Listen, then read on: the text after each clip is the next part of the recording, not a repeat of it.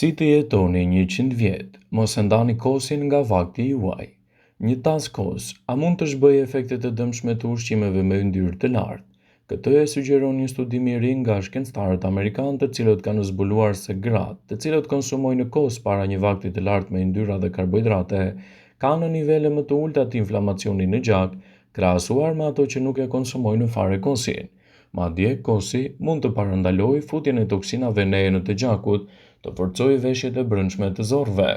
Konsumi i kosit të përgatitur vetë në shtëpi para një vakti mund të ndihmojë gjithashtu në përshpejtimin e metabolizmit dhe uljes së riskut të zhvillimit të komplikacioneve metabolike dhe atyre kardiovaskulare, citojnë shkencëtarët nga Universiteti i Wisconsin-Madison.